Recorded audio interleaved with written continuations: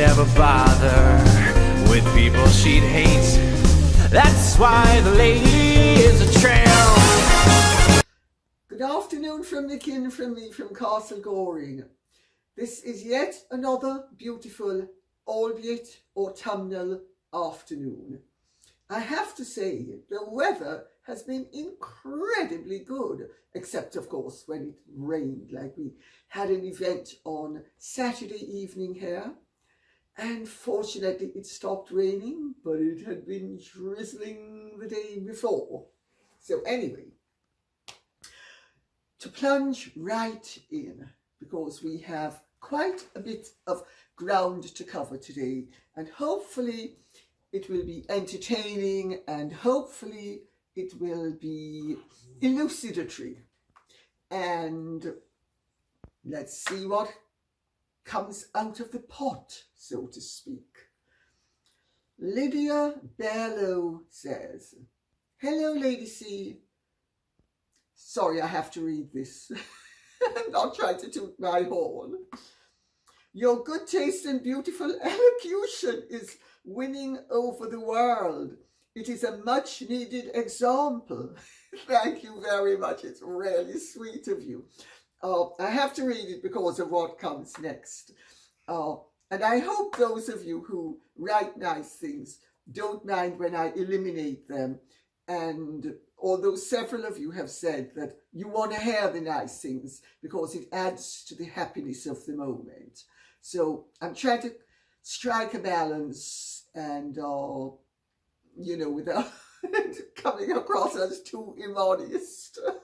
Sorry. So I turn to you with a question regarding Catherine and William at the recent Earthshot do. She was wearing a sleeveless dress, whereas William sported a turtleneck beneath a velvet jacket. It seems odd that one is clad in summer clothing, yet the other is well into something much more typical of autumn. I noticed the other ladies were also dressed to stave off October zephyrs. Love that description. So what is the reason for this striking contrast between Catherine and William? Are they by any chance parodying the Harkles in New York by dressing out of season? Oh gosh, you guys are too funny. Well, this is very light-hearted. We will plunge into more deep matters in a little while, but I thought I'd start off on a light-hearted note. There is no such thing as evening wear that is summer clothing or summer styling, except if it is in cotton. Most evening wear, and linen as well, linen and cotton. But I've never heard of evening wear in linen. And in fact, you have to really stretch to find evening wear in cotton. Evening wear is normally in silk or one of the faux silk man-made materials. There is no such thing as a winter style or a summer style in women's evening wear. Men wear velvet smoking jackets even in summer. So it's not a winter item. It is an at-home, semi-formal item. Evening dresses can be any style, strapless, sleeveless, and worn summer or winter. So no, William and Catherine were not emulating Meghan or Harry. Well, of course, as we all know, he always looks as if he's just come out of the tumble dryer. And she often looks as if she's come out of the tumble dryer. Very connivedly and calculatedly tendrilled, but still very unpolished. But no, there's no emulation, because Meghan wore winter clothing or autumnal clothing on a hot day when you should have been wearing lightweight linen or cotton. You should not even wear silk on a day that is as warm as that New York autumn day with the temperature of a hot summer's day was. Because silk doesn't breathe quite as readily as cotton and linen. Hence why they are worn typically in summer, because they keep you cooler. So I hope I've answered the question, because neither William nor Catherine actually had on seasonal items. They both had on evening wear, and evening wear can be normally, in fact, with men, evening wear, whether it's black tie or white tie, is normally, the jackets and the trousers are normally woolen, even in summer. I just make that point for what it's worth. They do have summer white dinner jackets, which used to be very fashionable. They've gone out of style now, but they come in and out occasionally. And with the right material, they can be divine on men, but only a certain type of man.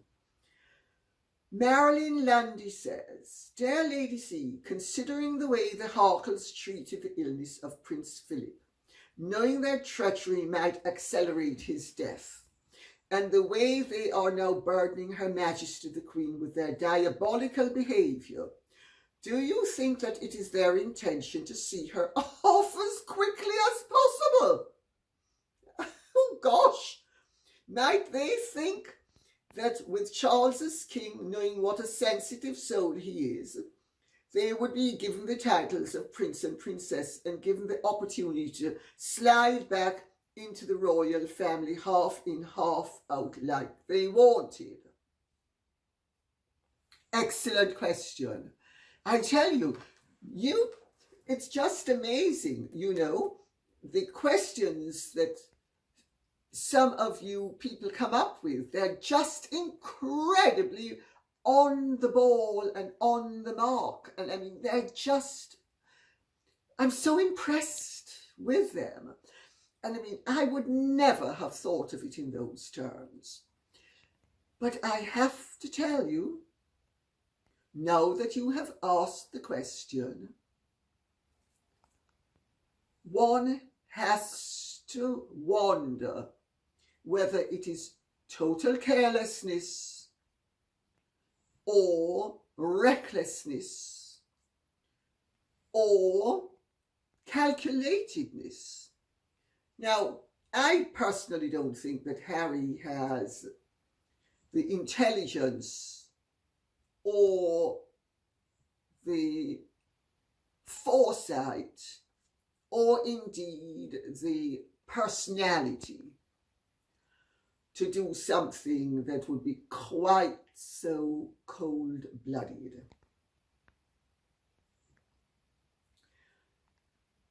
Meghan, I'm not laying any bets. I'm sorry. There is something about her that tells me that this question has been asked by somebody who has insight into the sort of person that Meghan could well be. For legal reasons, I have to make the point that maybe she's not. But of her conduct and of the very messages that she gives,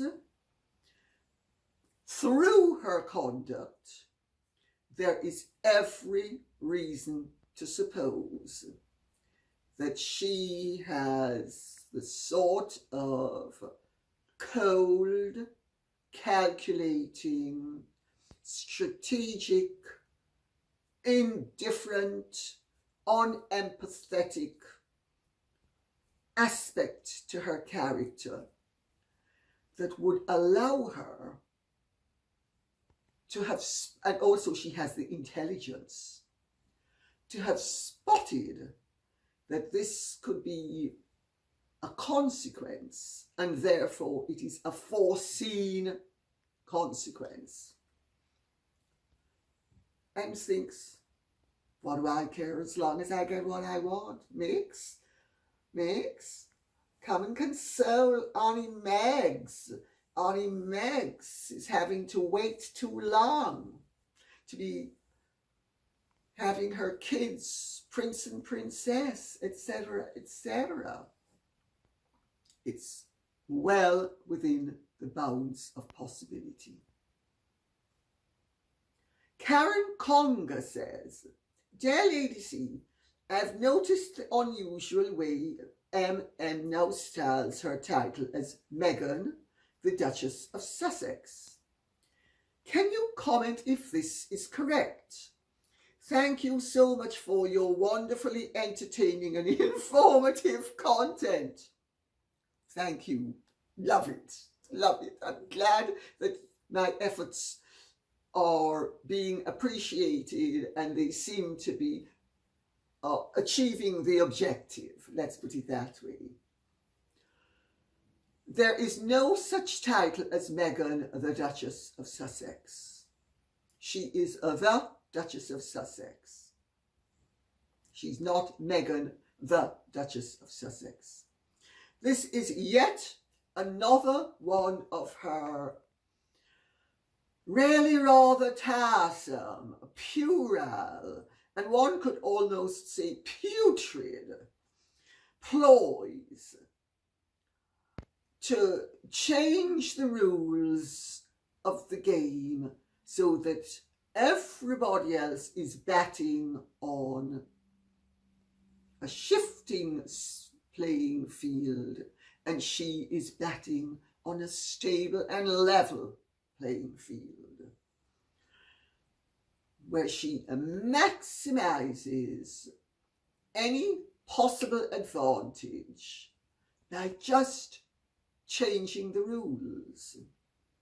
Now, somebody who is innovative is one thing, but somebody who is contemptuous of the rules and makes sure that she uses every single rule to bend, twist, turn, and thwart to her advantage is not innovative merely. She's innovative as well, but it borders on the antisocial aspects of an antisocial personality and is indicative of somebody who actually doesn't suffer from, everybody else suffers from, but she enjoys antisocial personality traits.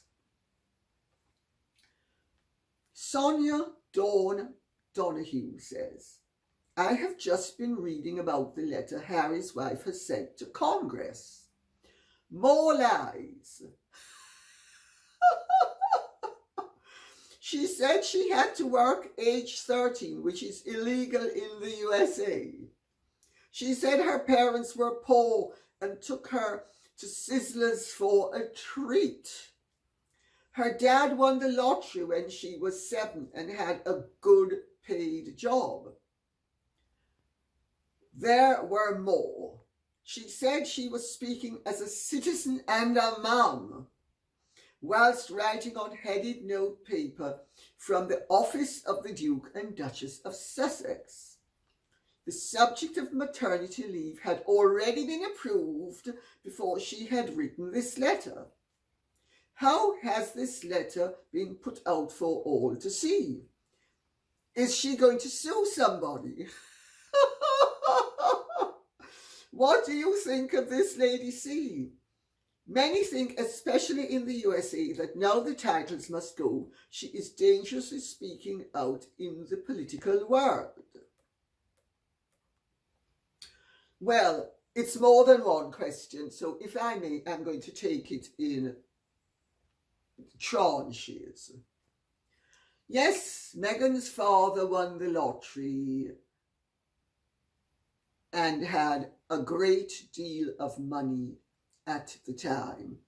$1 million all those years ago was like $10 million now. Also, he earned $200,000 per annum. That's like $2 million today. I must be missing something, but I don't regard poverty as somebody who has an income of either $200,000 right now or $2 million per annum right now. Of course, my standards are not as high as Meg's. I don't cock my finger when I take tea, and I have not a ribbon. I, of course, was born arrived, but that's something else again. But she has very high standards. And so, you know, she's very boastful about the megabucks that they're making. And maybe my modest little ancien riche ideas are paltry and despicable and maybe worthy of contempt by the big ups like Meghan Markle. But I'm sorry, $200,000 even today is a good wage, and certainly $2 million per annum today is a very good wage. It's not huge wealth, but it's certainly great comfort. It's anything but poverty. I'm going to be covering via the questions many aspects of this letter. So I'm going to limit myself right now because I want to interweave my answers with the questions, because all of you have gone to the trouble to think, care, and communicate. And I want to involve you in this, because, as I keep on saying, it can't be done without you. And you are an integral part of it, and I therefore want to interweave. What I will say is that setting herself up as from the office of the Duke and Duchess of Sussex is completely unacceptable as well.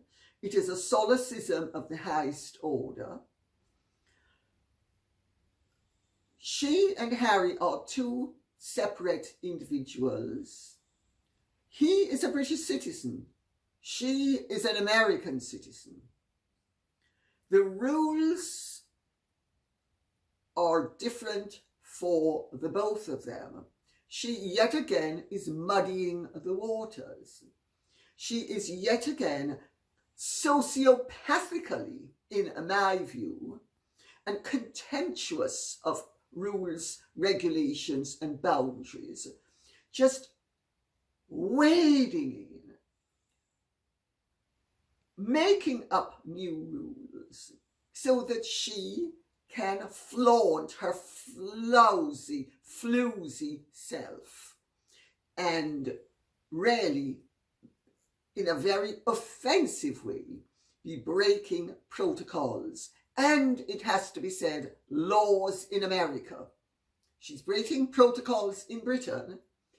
She's behaving unconstitutionally for a royal, but she is also breaking laws in America.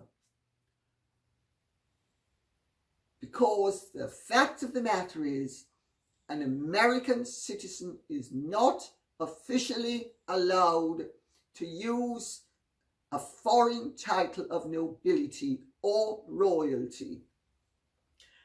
They can be stripped of their citizenship.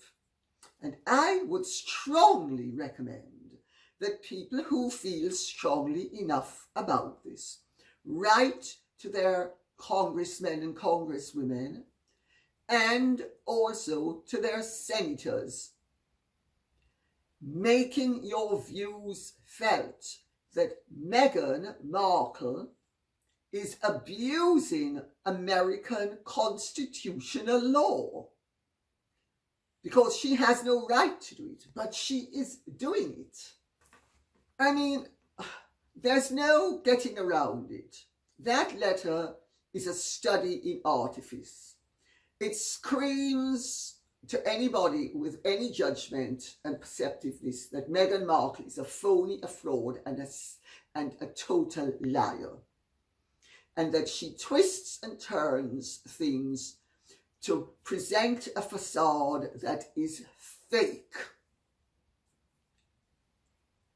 If Meghan had the odd job at 13, that wasn't because she was deprived. It was because her father was teaching her the value of money. But there's even some doubt as to whether what she says in that regard has veracity, or as the Queen put it, recollections may vary. Also, we have already established that her father certainly wasn't poor, and therefore taking her to Sizzlers for a $405 steak treat, and that this was a big treat for her, is again a total lie. It is fraudulent, it is manipulative, it seeks to paint her as somebody who was deprived when she was anything but deprived. She went to one of the best schools and one of the most expensive schools in LA. One of my greatest and oldest friends is a great and old friend of Gigi Perot, who taught Meghan Markle. I have spoken to Gigi Perot, gratis, this friend of mine, and Gigi Perot has nothing but good to say about her father, and indeed says that Meghan was an exemplarily behaved young lady at the time. Nobody has any recollection of Meghan being deprived or being racially abused or being racially disadvantaged. In fact, the school didn't even realize that she was a mixed race child until several years later, because her mother never ever showed up to the school even once until the very end. And towards the end, her grandmother, her maternal grandmother, showed up, and that's when the staff realized that Meghan was mixed race. Until then, nobody gave it any thought, nobody had any idea. So all of this rubbish that she's coming up with is a calculated attempt to create a false persona.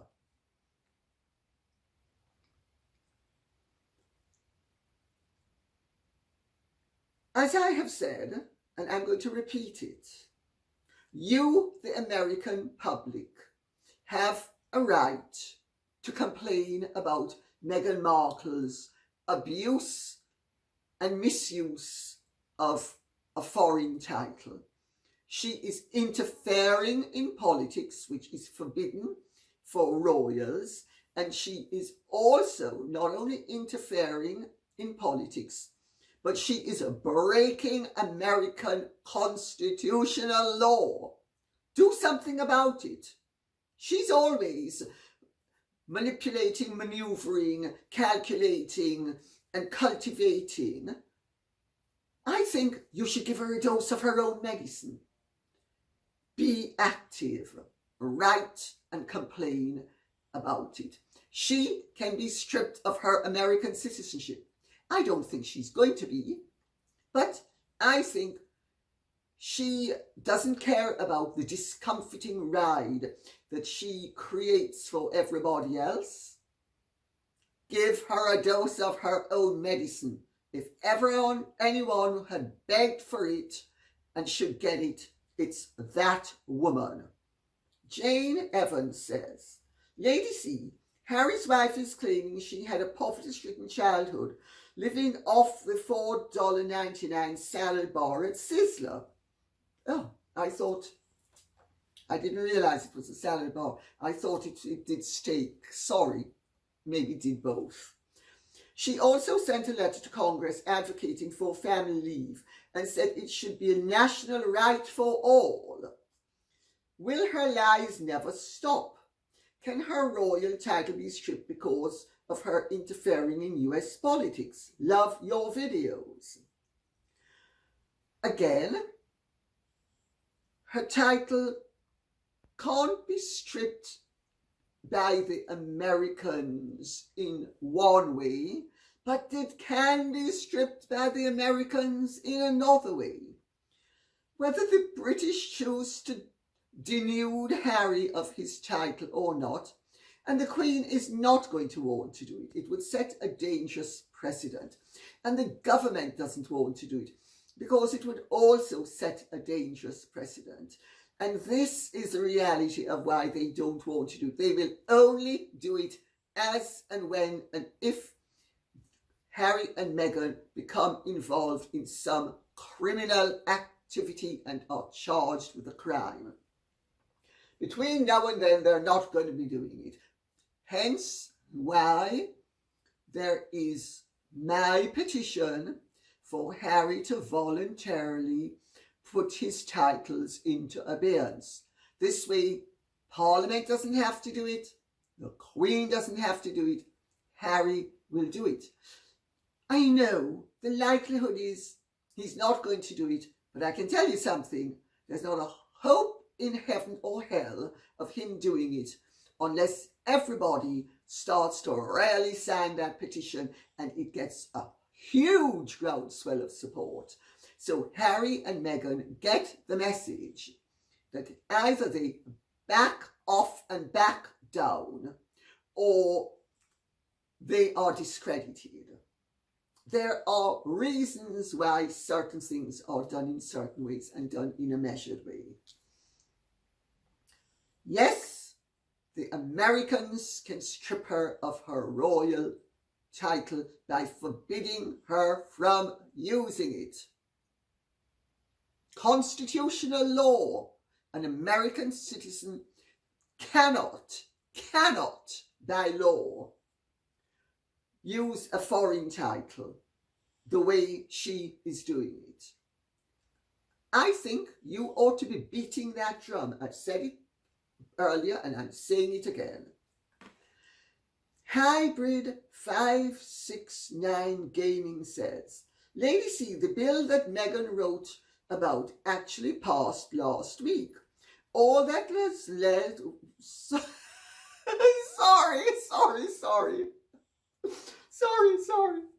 Let me start over. Well, I won't start over. I'll pick up from where I... Sorry for laughing. All that was left was to add dates and signatures. So she was lobbying for something already done. This show of baloney she dished out made her look totally out of touch, chasing behind a train that had already left the station. Or is there another explanation? There is another explanation. Just as how she has claimed unfairly that she, with her letter at the age of 11, got that ivory soap ad changed. with her wonderful little empowerment, and my God, am I just not the hottest thing since sliced bread? I'm so potent and powerful. I'm Meghan Markle, age 11, and I'm telling Congress now and telling everybody what to do, and I was telling the advertising agencies what to do when I was 11, and now that I'm 40, I'm telling Congress what it should do. Well, I have already stated, and in fact I'm pretty sure I say it in my book, Meghan and Harry, the real story. It takes longer than a month to turn an ad around. Procter & Gamble had taken the decision to change the wording of that ad from women to people. They did it within a month of Meghan Markle writing that letter, which proves that she had nothing to do with the turnaround. But she is a fantasist. She is also an opportunist. She sees something, oh, I like that, I'll grab that. I like that, I'll grab that. Oh, that's going to look good on me, whether it's clothing or ideas or bandwagons upon which to jump. She did it successfully with Procter & Gamble. She has spent the last nearly 30 years claiming to have had an effect that she didn't, and to have had a success that she didn't, and to have been a potent figure that she wasn't. This is a repetition of the same, my dear. She thought, oh, that's past. Oh, I'll jump on that bandwagon. And 6 months from now, everybody will forget that it was a done deal. And they're going to think, oh, when I say, and you know, when I was 11, I got Procter & Gamble to change their ad. And now that I'm 40, I'm getting Congress to give every woman as a right.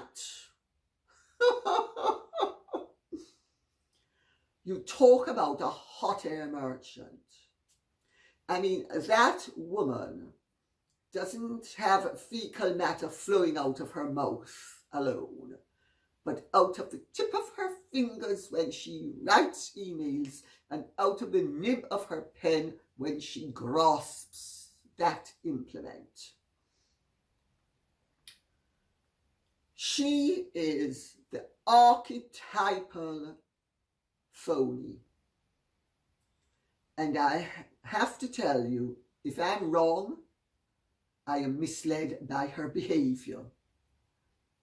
If I'm right, I am led by her behavior to the correct conclusion, because all my opinions are predicated upon her conduct and the messages she gives via her conduct. Diana Rigelski says, "Dear Lady C, love your videos. My question is, why is she always poking the bear? What's her aim? What's she really up to?" That's a very good question. I'll tell you the answer. I know it because of my mother. People with certain personality disorders can't help provoking. They are provocative, sometimes constructively, always compulsively, and frequently, and by the end of their lives, usually destructively. They are provocateurs and provocateuses. They can't help themselves. It goes along with people who are narcissistic, because they basically know that they have sold themselves out, and that the facade is a fraudulent facade, that the person, that kernel of true identity that has been buried by years of fakery, still exists as a sleeping but sometimes discomfort, like the pea and the princess. I think, let's put it like that. Well, it's very easy if you've sold yourself down the river to sell everybody else down the river as well, isn't it? And this, of course, is where Meghan and Harry, especially Meghan's behaviour, impacts upon the royal family and the British nation. And now the American Constitution and the American nation. She has no compunction about selling anybody down the river as long as she is going to achieve the objective that she desires. It's called lack of scruple. Ella Witch says, Lady C, with your experience with a narcissistic mother, I'm wondering about the letter written by Nutmeg to Congress that is full of lies, the same as the Oprah interview. To me, it makes Nutmeg a perpetual liar. Is this part of the narcissistic condition? I would love to hear your thoughts. Well, I just touched upon it a second ago, and I will expand. It is an integral part of narcissism. Narcissists are pathological liars. They are perpetual exaggerators. If they have a limited success, it becomes a monumental success. They passed with a D. Oh my goodness, I was an A+ student. They cannot help themselves. They are just pathological liars. There is nothing that comes out of their mouth that you can actually trust. The same is true of antisocial personalities and manipulative personalities as well, because they need to get you from A to C, and fair play isn't going to get you there. So shades of Iago with Othello to be able to have the nice dispatch of Desdemona. A little bit of poison here, a little bit of poison there. Bending the truth here, bending the truth there. It goes along with the territory. You couldn't believe a word my mother said. And I don't believe a word Meghan Markle says. And as we have seen in her conduct, the lies trip out one after the other with such contempt for the viewer. You know, it's rare. I used to say about my mother, and it's true of all narcissists, I used to say, Mummy reduces everybody to a pair of heirs, and we are nothing but an audience. Same is true of Meghan. And you know, the great playwright, the great producer, the great director, the great actress, all in one body, regulating the show on a worldwide stage as she does. We, the little people, are supposed to believe what she says. And if we don't, it's not her fault, it's ours. We are insufficient because her truth is the only truth that counts, even though it bears no relationship to other truth. Christy Childress says, Dear Lady C, Meghan's old Tig blog is proof she's a pathological liar about her past. Surely Harry has noticed this. Why does he refuse to see her for the liar that she is? Is he as oblivious as he seems? Well, I think when you're dealing with narcissists and echoes, and you're dealing with men who consider themselves potent masculine men, but are really little pussycats, and we can scratch out cat if we want, because they're not usually catty, but they are very much pussycats. Little pussy, little pussy, little pussy, come on, yes, sweet little pussy, yes. And they are weak, wet, pathetic. As my brother used to say about my father, he used to say, Daddy has absolutely no character where Mummy's concerned. Harry has no character where Meghan is concerned. It's obvious. Daddy would sit by and see Mummy telling the biggest lie and doing the most dreadful thing. And if we opposed it, his refrain was, whether your mother is wrong or right, she is right. Because on some level, he was addicted to her. He was hooked on her. You know, somebody who's hooked on heroin or cocaine or any other drug, they're willing to put up with the downside to get their fix. The same is true of a man who is addicted to a strong, attractive, manipulative, rather antisocial and calculating narcissist. And in my view, and I could be doing them a grave disservice, I could be wrong, but again, I will say, going off the evidence of their actions, I would say Meghan is an archetypal, manipulative narcissist, and Harry is her not always willing, but always following victim. And maybe occasionally he will put his foot down.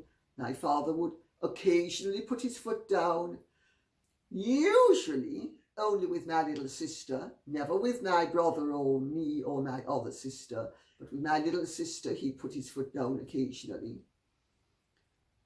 Otherwise, and he did put his foot down after many years of abuse to get her to come off the bottle, if only for a while. But otherwise, oh no. Bedlam, pandemonium, madness reigns supreme. And he stood by and let it all happen because he was weak. I used to say to him, I have more balls than you and I have none. You are pathetic. He knew it. There was nothing he could do about it without surrendering his addiction to her. And for whatever reason, he never did, and clearly even when he wanted to, never could, or to put it another way, never wanted to enough to do it. I hope by creating the parallels, I show you the vice in which Harry is caught. You know, he's a weakling. It's obvious he's a weakling. But I'll tell you better. Those women also know how to big up their men, you know, on a daily basis. Unless, of course, they're not getting on at all, in which case there's a few weeks of hell. But otherwise, it's variable reinforcement. They know how to play that fiddle so that it gives the tune they want.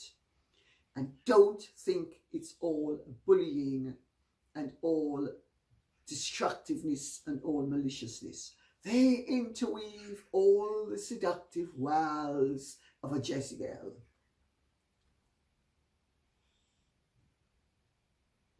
Leanne Vivian says, "Hi Lady C, look at the letterhead font she now uses on her letter to Congress. Does it remind you of White House stationery or what? Can you mention this in your next video?" Well, I've been mentioning it. Yes, it does remind one of official stationery. But Harry and Meghan have no official position. But they are setting themselves up. So, you know, letters that go from royal establishments are not from the office of the Prince or Princess of Wales or the Duke or Duchess of Cambridge. They go from Kensington Palace, Clarence House, Buckingham Palace. They don't go from the office of. Harry and Meghan are setting themselves up as an official establishment along the lines of official royal residences or royal establishments like Buckingham Palace, Clarence House, Kensington Palace, and, wait for it, the White House. You've spotted something very important. This is another of their pretensions. That is a balloon that they are flying, hoping it will achieve great heights. Puncture it. If you care about your country, and you care about freedom, and you care about the right way of behaving, both morally and constitutionally as well as politically, puncture that balloon. You can do it. Complain. Write to your congressmen, congresswomen, senators, and maybe even the White House. Joan Bruce says, "Hello, Lady C. Looking lovely again today. Thank you very much. One does try.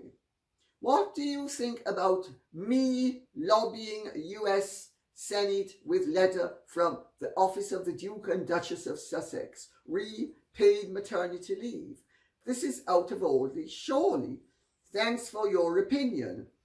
I've read it to show you that these are just representative of many, many letters, comments, and communications that I have received on this subject." Linda Kosurek says, "Dear Lady C, as an American, I am livid, big block capitals. The shrew who has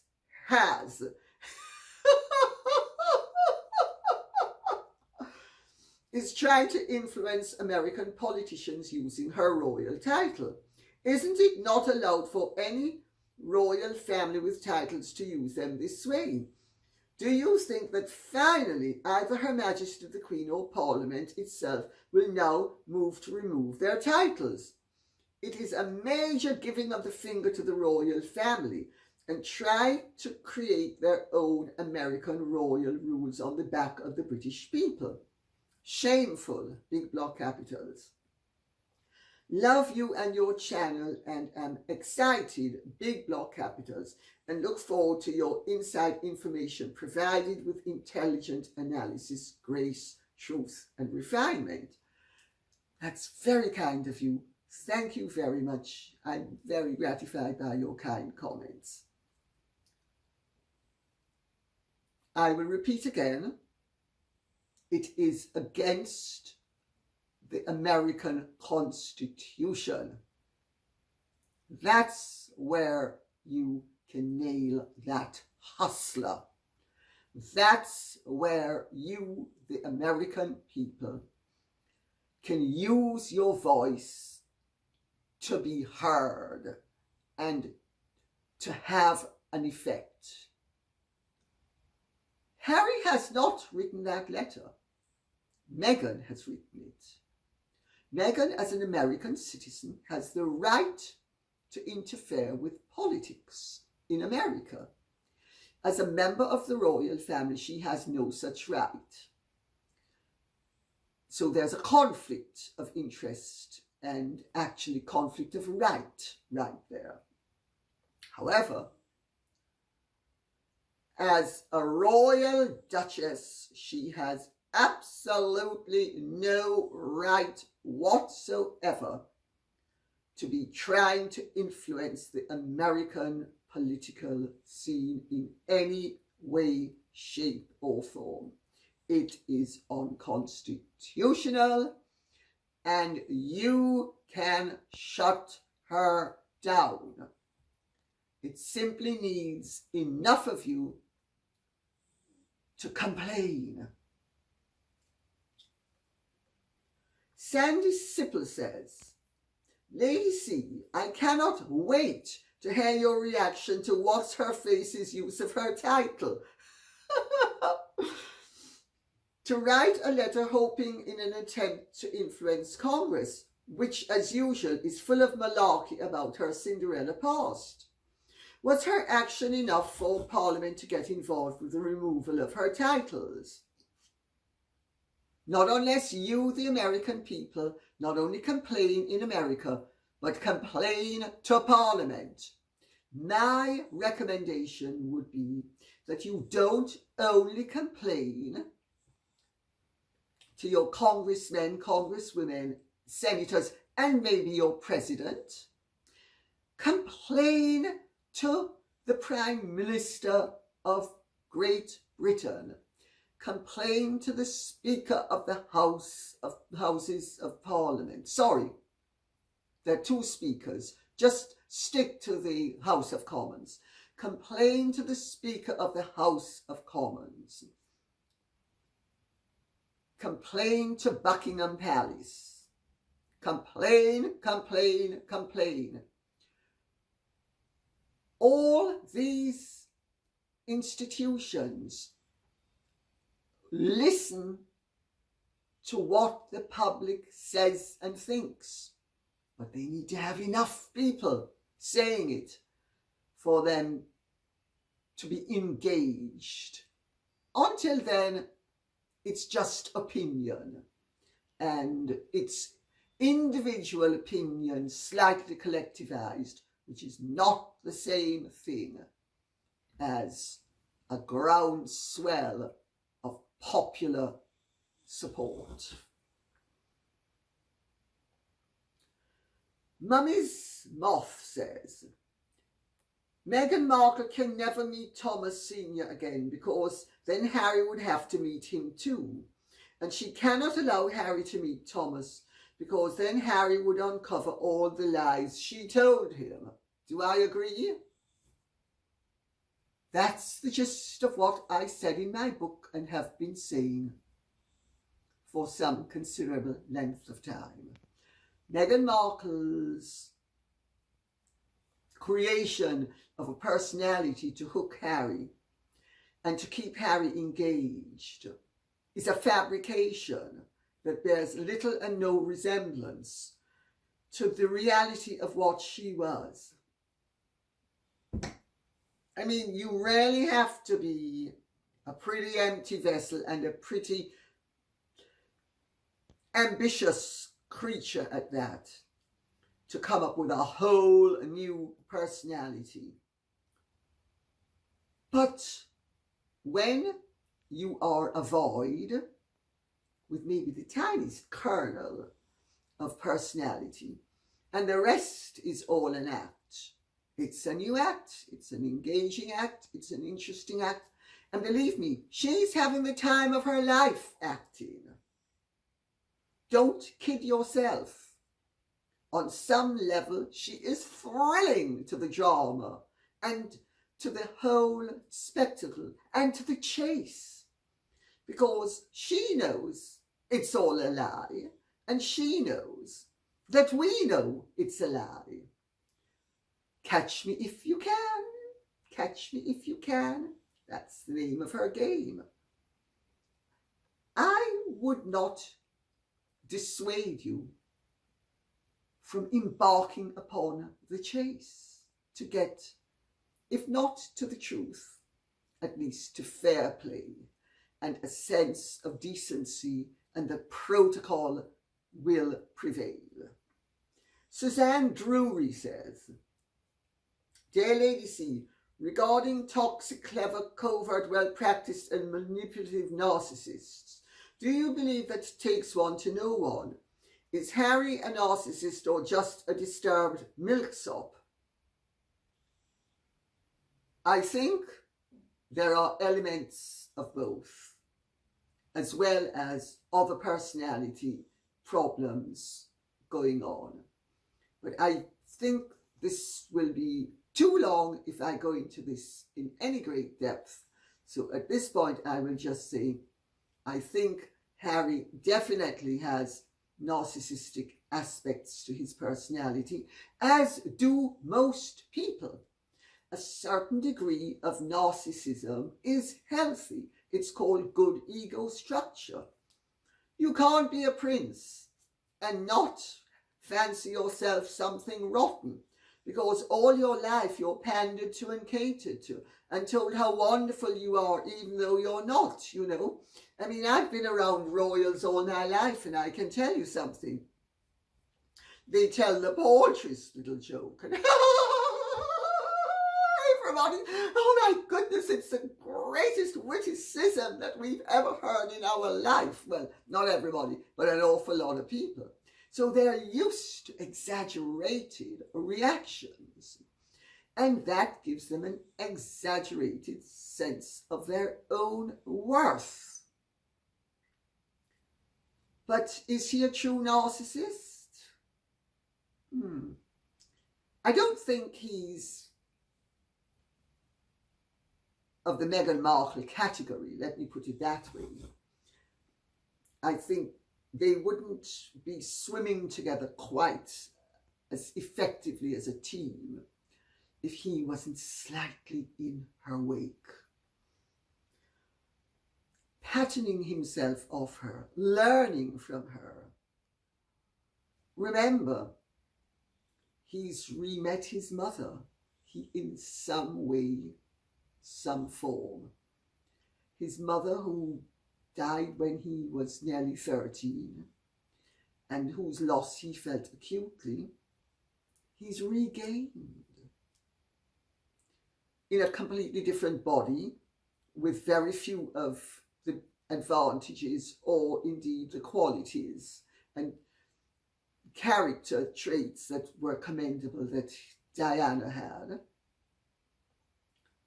But he doesn't see it. And I will go back to my parents. I could see my mother manipulating my father. I could see the lies she used to tell and the falsity. But I mean, very convincing. A good actress has sincerity down pat, at least where penile dupes are concerned. Margaret Springer says, Dear Lady C, question. It was fascinating listening to you sharing your insights re addiction. May I ask you, did your strong faith in God come from the years of being involved with Al-Anon, or was it your Catholic upbringing? Thank you so much. I have to tell you, I was a dyed-in-the-wool atheist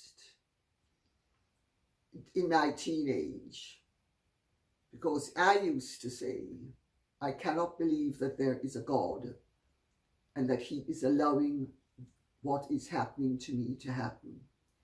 And I used to say, and if there is a God, he must have a very perverted sense of humor. And I don't think there's anything funny in this. It was only after my problems were sorted out that I reconnected spiritually. I was engaged in a fight, literally to the death, to live. And I couldn't trust God. because every time I had asked God to help, he had ignored me. I learned to trust myself. And even in my 40s, one of my favourite mottos was, the Lord helps those who help themselves. And I still think it's true. It taught me that we need to be responsible for ourselves, our fate, our actions, and our everything. And it's gradually, because of my basic beliefs, that I have to say, I came from a fairly religious family. My mother's father was murdered listening to Stainer's crucifixion. He was a very devout Anglican. My grandmother believed firmly in God. My father's family have been one of the leading religious families in the country of their origin for well over 1,000 years. So I come from a religious background, and certainly we were all brought up. Even my mother would mouth the moral sentiments and what was morally correct, and she certainly expected us to be correct, and we were. And so I have often said, despite the disastrous things that happened in the family, there were also very good things, because the basic traditional upbringing was absolutely sound and solid. And I had a choice. I was either going to embrace life and live and make the best of it, or I was going to whinge and whine and succumb to self-pity and not have a life. I wanted a life. And if you want a life, you need to appreciate goodness. And if you appreciate goodness, you need to be aware of the fact that there is something greater than ourselves, which most of us call God. I do not actually think that a lot of the teachings of the Catholic Church, any religion, let's cut to the chase, any religion, I think all religions are man's pathetic attempt to try to understand that which we will never understand. We are too paltry, we are too insignificant. We will never understand God as God truly is. But we don't need to understand God. We only need to appreciate the fact that God exists.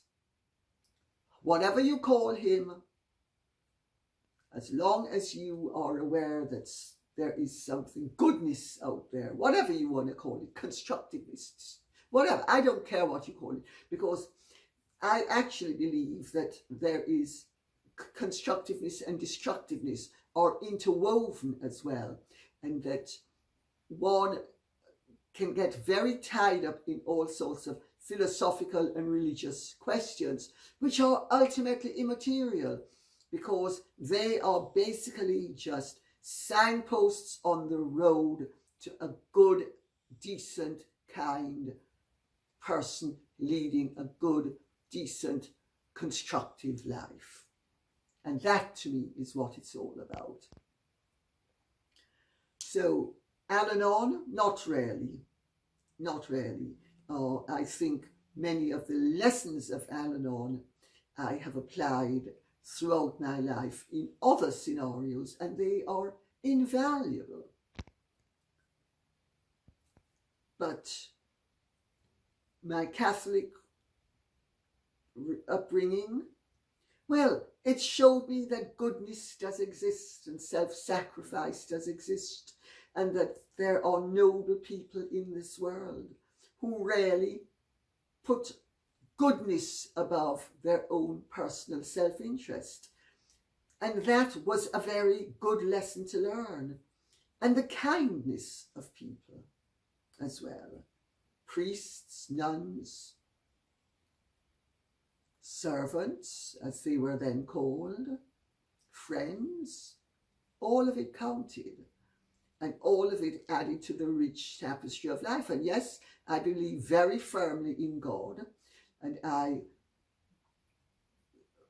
am happy to be guided insofar as it is desirable by any religious teaching with which I agree. And those with which I do not agree, I say fine, you know. I don't have to agree with everything. And I also do not think it is anybody's duty to swallow everything whole. I think each of us, throughout our lives, our spiritual quest is to get as close to God as we can by sometimes disagreeing. Not always agreeing. And on that note, I will say thank you very much for listening. I hope this has been of some interest to you. If it has, please like, share, subscribe, press the notification bell, and remember, please keep the questions coming in. They're absolutely fundamental. God bless. Bye-bye.